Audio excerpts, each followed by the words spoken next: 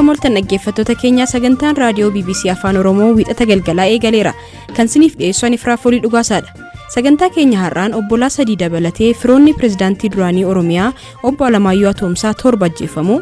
Manni gubatee lubbuun ba'ee keenyuma calqabbii dhumbisaa keenya irratti dhaqamee waan calqabameef qindaa'eetuma waan raawwatamedha jechaadha. Dhimma gamoo sabbataatti jigee lubbuu namoota afurii galaafate. Gaazexeessaa fi barreessaan Tasfaayee Gabraab akkamiin yaadatama?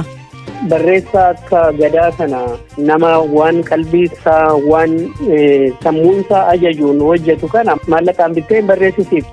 Akkasumas odeessaalee addunyaa gaggabaaboo qixeeffannee jirra hanga xumuraatti nu waliin tura.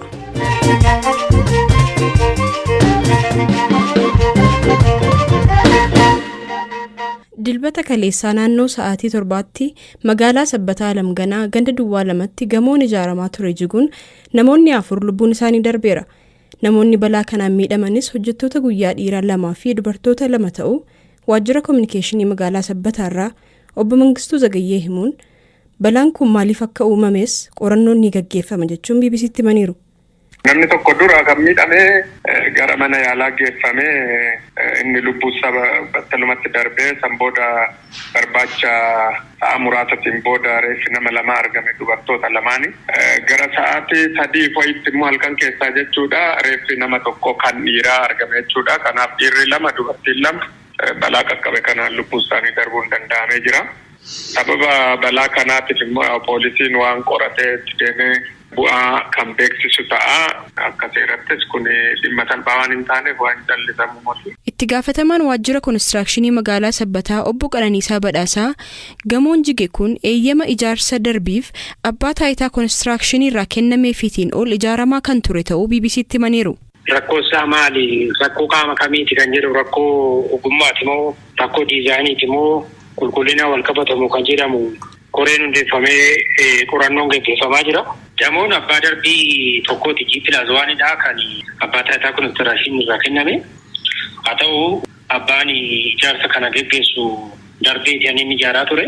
Sana bira darbee namtichi wantoota akkasii rakkoo akkasii keessaa galee balaan kun akka mudatu kan ta'e akka abbaa taayitaa konistirakshinii pilaaniin diizaayiniin kan mirkanaa'e G+1dha jechaadha.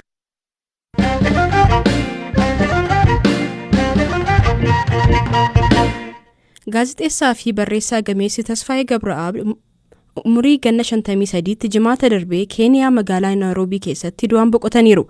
Maatii Eertiraarraa magaalaa Bishooftuutti kan dhalate obbo Tasfaayeen magaalattii fi uummata isheef jaalala addaa qabaa ture jechuun obboleessi isaa Nagaasii Gabraab BBCtti himeera.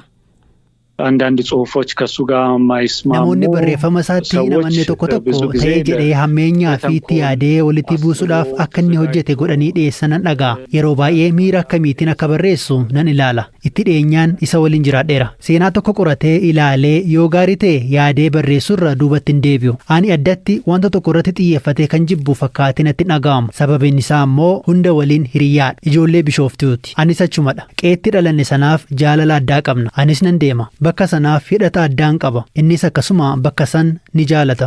Ani miira jibbaa adda ta'e isa keessatti ergee hin beeku. Yeroo baay'ees kan dabarsu namoota gurguddoo ta'an caalaa namoota taphatanii fi bohaartii fi aartii jaallatan waliin. Walumaa galatti namatti amane nama barreessudha. Kanarraa kan hafe nama hojii ammeenyaa itti yaadee ta'ee jedhee karoorsee hojjetu akka hin taanetti hin beeka. Kan inni yaadaa jiru guyyaa tokko gara Bishooftuutti deebi'uudha. Waliin taanee bakka itti dhalannee fi namootaaf jaalala addaa qabnu ni kaasna turre. Nuti waa'ee du'a isaa hin dubbanne. Eessatti akka awwaalamuus hin kaasne. Gaaffii Bishooftuutti yaa awwaalamu jedhus akka gaaffittis irrattis hin mari'anne. Bishooftuu arguudhaaf baay'ee keessa isaatti barbaada ture. Kana yeroon dubbadhu baay'een gadda. Yeroo xiyyaaraan dhufnu xiyyaarri karaa Bishooftuu yeroo dabartu halkan waan tureef hin argine ture. Kanaaf yeroo deebinu ni argina jedhaa ture. Hojii ogbarruu isaan kan beekamu Tasfaayeen uummata Oromoo hedduu biratti jaallatamaa ta'uu isaarraa kan ka'e maqaa moggaasaa Gadaa jedhus kennameefii ture. Uummata Oromoo biratti maaliif akka addatti jaallatame kan jedhu irratti gulaalaan duraanii The Ethiopian Herald obbo Dajanee Tasammaa ilaalcha isaanii waa'ee lakkoo Biraanuu Gammachuutti akkanaan himaniiru. Gadaan wanti inni godhe dhugaadhuma Oromoon beeku dhugaadhuma barreeffamaan hin teenye barreeffama keessumaa beekumsa uumneetiin taatota itti naqee dhugaadhuma jiru sana barreesse. Kun immoo keessumaa irra caalaan waa'ee aannoleeti. Kanaaf kanuma ol kaasee mul'ise gadaan malee waan haarawaa ta'ee miti. Warri har'ayyuu aannoleen hin raawwatamne harma muraa fi harka muraan hin turre jedhanii waakkatan jiru. Kuni waan waakkatan illee hin qabu dhugaadha. New York Times dabalatee gaazexoonni biyya alaallee barreessaniiru.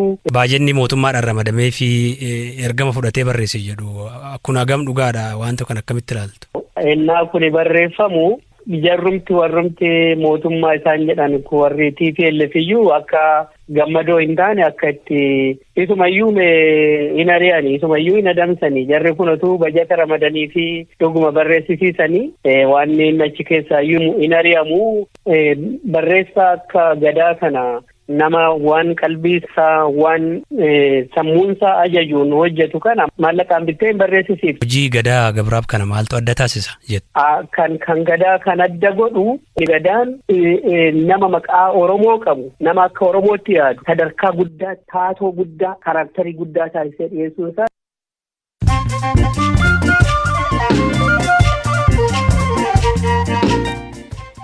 Amma immoo oduulee gaggaababoon simbiraan ga'a. Daandiin qilleensaa Itoophiyaa gosi xiyyaaraa Boeing 737 Max gurraandhala dhufurraa gara balaliitti akka deebi'u beeksise. Waggaa 2 dura naannoo magaalaa Bishoftuutti xiyyaarri Boeing 737 Max balalii ET302 yeroo kufetti namoonni 157 erga du'anii booda gosti xiyyaaraa kun Itoophiyaa dabalatee biyyoota hedduutti balalii irraa dhorkamee ture. Pireezidaantiin Somaaliyaa Mohaammed Abdullaahi ministeera muummee biyyattii Mohaammed Hussein Rooblee aangoo irraa dhorkuu isaanii beeksisanii.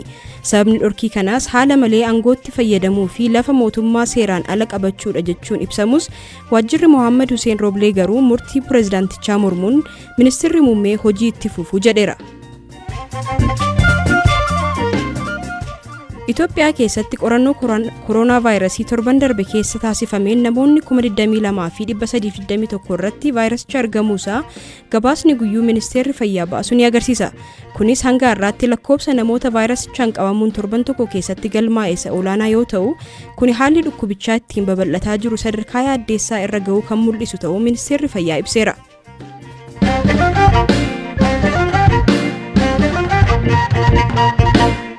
Jimaata darbee obbolaan sadii dabalatee miseensonni maatii pireezidaantii duraanii mootummaa naannoo Oromiyaa obbo Lamaayyoo Atoomsaa 7 qe'eetti ajjeefamuu jiraattonni BBC'tti himaniiru. Ajjechaan godina Jimmaa aanaa Noonnoo Beenjaa ganda Koonchii jedhamutti raawwateen walumaa gala namoonni 8 ajjeefamuu maatiin pireezidaantii Oromiyaa duraanii fi aanga'aan aanichaa himaniiru. Namoota ajjeefaman 8 keessaa 7 firoottan obbo Lamaayyoo yoo ta'an tokko immoo ollaa isaadha. Obbolaan obbo Lamaayyoo Atoomsaa ajjeefaman 3 keessaa tokko obbo Xiintii Atoomsaa manguddoo ganna 70ti. Ilma obbo Xiintii kan ta'an obbo Daaneen abbaa fi firoonni isaa irratti xiyyeeffamee ajjeefamuu isaaniif sababni jira jechuun akkanaan BBC'tti himaniiru. Jarreen kun daangaa irra jiru. Tajaajilaa ta'ee ofirratti eegaa ture namni sodaachaa ture. Taateen kun kajarraa yaadamaas ture ta'ee immoo akkasittis irraawwata jenneen qaama kan mootummaa wajjiniin ergaa walitti dhukaasanii gara keessaa qaamni muraasni miidhame booda guyyaa tokko booda yoo baafannaa waan fakkaatu wal qabata. Dabalata immoo qaamni ganda sana bulchuus lammiidhuma tokko. Dabalata immoo hanqinni ture jira qaallatti kan mootummaa biraati. Wanti kun akka inni dhiibbaamu beekamaadha sadarkaa biyyaattis wanti kun waan beekamaa waan tureef gaafa qaama kana walitti bu'an uummata kanaaf eegichi godhamuu qabu tun godhamiin bilishaallee dabalatee qaamni meeshaa hidhatu kiyaa fuudhamee sadarkaa gandaarra jira. Wasiilaan keenya lammiiwwan keenya dhuman kun jiran immoo daangaadhaa bakka kanaan wal qabatee wantoota akkasiitu jira. Haaloo ba'annaa kanan jedhe sunis guyyaa dura qaamni kan mootummaa kun naqee qaama kan jaraa keessaa nama 2 hojjechiise.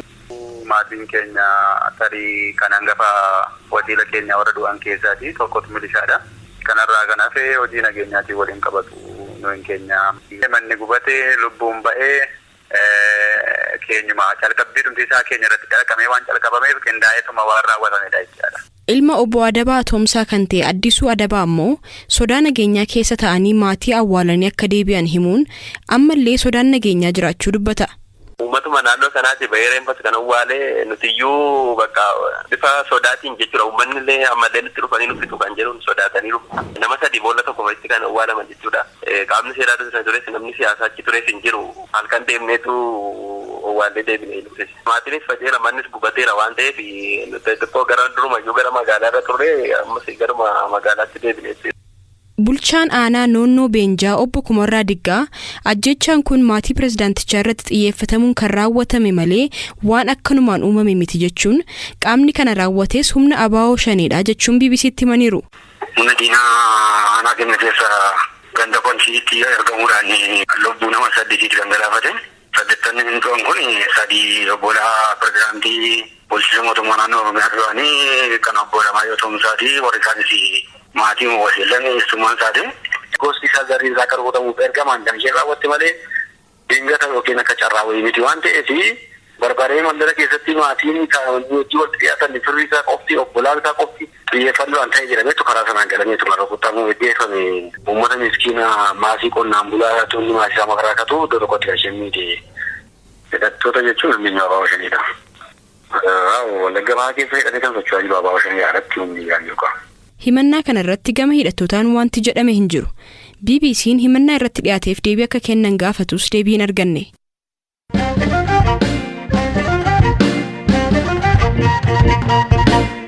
Seenaa sanyii gurraachaa keessatti Arkibishooppii hangafaa warra Anjelikaan kan ta'anii fi badhaafamaan Noobeelii nagaa Desmond Tutu kaleessa umurii waggaa 90tti du'aan boqotaniiru.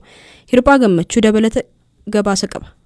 Desmond Tutuun gaggeessaa amantaa caala nama siyaasaa akka ta'etti maqaan isaanii dhahamama. Isaan garuu an akkuma kitaabni qulqulluu jedhuttan hojjedhaa jechuun himannaa irratti dhiyaate kan waakkatan.